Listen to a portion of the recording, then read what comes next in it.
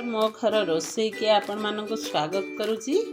मो घरे मु आज बनैबी सजना पत्र रे आ गोटे नुआ आइटम सजना पत्र बेसर बनैबी। आपण मानक अनुरोध रहिला वीडियो फर्स्ट टू लास्ट देखिबे। जो माने चैनल को सब्सक्राइब करना करनेबे, लाइक करिवे, शेयर करिवे। मो घर रोसई आपण को केमती लागुची कमेंट रे जणैबे। मु सजना साग बेसर बनैया पई कोन कोन नेची देखो। ये सजना साग मु बाछि नहीं भल कि पूरा वर्षा दिन पोक फोक देखिकी मु बाछि नहीं भल से पूरा बढ़िया से बाछि नहीं बाछिकी धोईकी रखी नहीं। एठी नहीं पियाज गोटे रसुण नहीं 7-8 पाखुड़ा कला सोरिष नहीं जीरा नहीं कटा पियाज नहीं एठी नहीं सारू आलू काटी नहीं। आपण मान चाहिए बड़ी दे पारिबे, बैगण दे पारिबे। मोर जेतिकी परिबा थिला घरे मु सेतिकी देकी बनैबी। चलंतु वर्तमान गैस ऑन करिबा। आपण मान वीडियो देखिले फास्ट लास्ट जान परिबे मु केमती बनाउची। आपण मान बनैकी खाई परिबे। सजना साग केते उपकारी साग आपण मान समस्त जानि छंती। वर्तमान चलंतु गैस ऑन करिबा। मु गैस ऑन कर देइची। सोरिष तेल पकई दबा। तेल अल्प टिके पकईची देखंतु।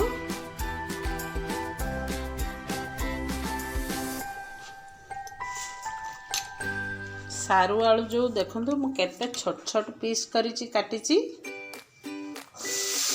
सारू आलू का पकई दबा। वर्षा दिन सारूटा गलू हम तेल टे भाजी नवा साथी आलू पकई देती दुईटा जाक एक साथी भाजी नवा। टिके बास हलदी गुंड देदेबा। टिके लुण देदेबा।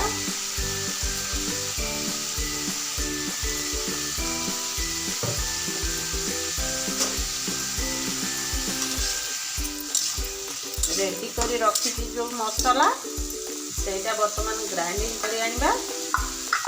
आमर एपटरे आलू सारू भजा हो ताकू ग्राइंडिंग करी आनिबी। देखंतु मु नहीं जाउची ग्राइंडिंग करनेबी। हेई गलानी सारू आलू भजा। बर्तमान प्लेट को काढ़ी नबा। सारू आलू भजा केमती बनाउची आपण माने देखंतु निजे घरे बनै परिबे। सागरे मु बहुत प्रकार आइटम सब करके पकईली।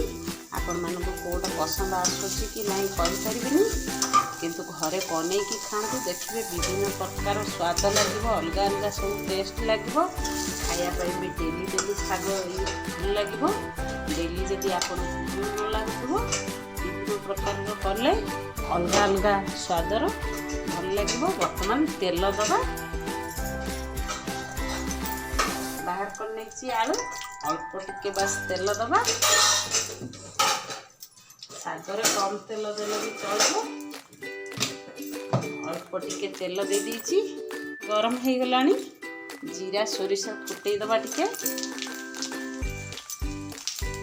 कटा पियाज जो रखी काटिकी बर्तमान फुटी सारानी। देखा कटा पियाज ताकू टिके भाजीबा हल्का से। पियाजटा तो अलरेडी भजा हो तरकारी कला मैंने आपण मैंने भाजती तो पियाजटा भाजीबा।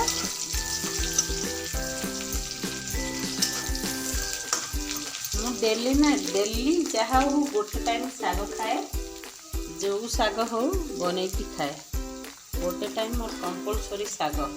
जेते माछ हो अंडा हो जहाँ हो साधारे जिते आइटम हो साग मु डेली डेली गोटे टाइम खाए। आपण माने भी खाऊँ देखिए। बर्तमान हो गलानी पियाजटा मोर हो गलानी। जो बाटिकी रखी बेसरटा कला देदेबा। पानी देवा बेसर ग्राइंडर मगटा को धोई पानी देदेबा। दबा स्वाद अनुसार लुण ଦେଇଛି ଆଳୁ ସାରୁରେ। ଟିକେ ବାସ୍ ଦେବା, ଟିକେ ଲଙ୍କା ଗୁଣ୍ଡ ଦେବା,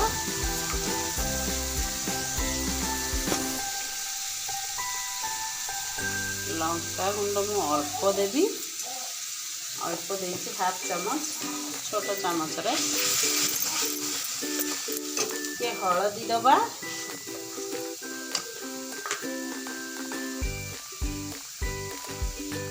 ଟିକେ ହଳଦୀ ଦେଇଦେବା। ମସଲା କଷିବାନି, ବର୍ତ୍ତମାନ ଯେଉଁଟା ଭାଜିକି ରଖିଥିଲି ସାରୁ ଆଳୁଟା ଦେଇଦେବା ତା ସାଥିରେ। ଭଲ ଭାବେ ସନ୍ତୁଳିବା ମସଲା ସାଥିରେ ତାକୁ ସନ୍ତୁଳିବା। 1 ମିନିଟ୍ ସନ୍ତୁଳିବା, ବେଶୀ ନାହିଁ।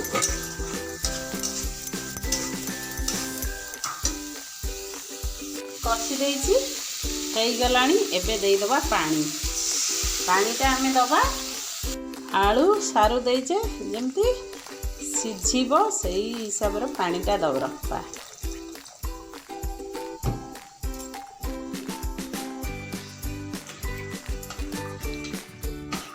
ବର୍ତ୍ତମାନ ଛାଡ଼ିଦେବା ତାକୁ ସିଝିବା ପାଇଁ। 2 ରୁ 3 ମିନିଟ୍ ଭିତରେ ଛାଡ଼ିଦେବା। ଆଳୁଟା ମୋର ସିଝି ଆସିଲାଣି ବୋଧେ, ମୁଁ ଛାଡ଼ି ଦେଇଥିଲି।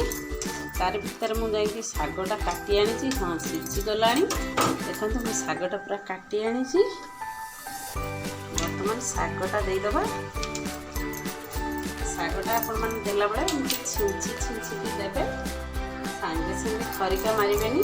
ଶାଗଟାରେ ଖରିକା ମାରିଲେ ଶାଗଟା ରାହିଆ ହେଇଯିବ, ଭଲ ଲାଗିବନି। ରାହିଆ ଲାଗିଲେ ସଜନା ଶାଗଟା ଭଲ ଲାଗେନି। ଏମିତି ଛିଞ୍ଚିକି ଦେବେ। ଦେଖନ୍ତୁ କେତେ କମ୍ ସମୟ ଭିତରେ ଶାଗଟା ବନିଯାଉଛି। ଆଉ ଖାଇବାର ବି ସ୍ୱାଦଟା ବି ବଢ଼ିଆ। ଶାଗର ସ୍ୱାଦ କେହି ବି ପାରିପାରିବେନି କେବେ। ଶାଗଟା ତୁମେ ଯେମିତି ବନାଅ। ମାନେ ମୋର ଶାଗଟା ଦେଖନ୍ତୁ ହେଇ ଆସିଲାଣି, ସିଝିଗଲାଣି।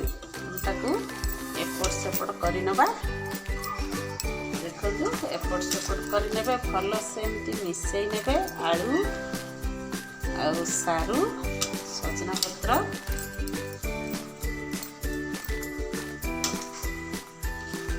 ବେସର। ଦେଖନ୍ତୁ କେତେ ସୁନ୍ଦର ହେଇଛି ମୋର ଶାଗଟା।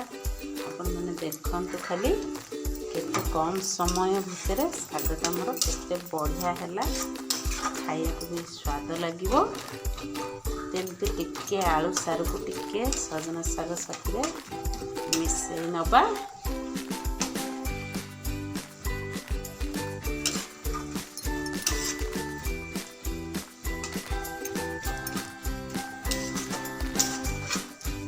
ମୋର ଶାଗ ବର୍ତ୍ତମାନ ହେଇ ଆସିଲାଣି। ଆପଣମାନଙ୍କୁ ଅନୁରୋଧ ରହିଲା ଭିଡ଼ିଓ ଫାଷ୍ଟରୁ ଲାଷ୍ଟ ଦେଖିବେ। ଯେଉଁମାନେ ଚ୍ୟାନେଲକୁ ସବସ୍କ୍ରାଇବ୍ କରିନାହାନ୍ତି କରିନେବେ, ଲାଇକ୍ କରିବେ, ସେୟାର କରିବେ। ମୋ ଘର ରୋଷେଇ ଆପଣଙ୍କୁ କେମିତି ଲାଗୁଛି କମେଣ୍ଟରେ ଜଣାଇବେ। ପ୍ଲିଜ୍ କମେଣ୍ଟରେ ଜଣାଇବେ। ରହିଲି, ନମସ୍କାର।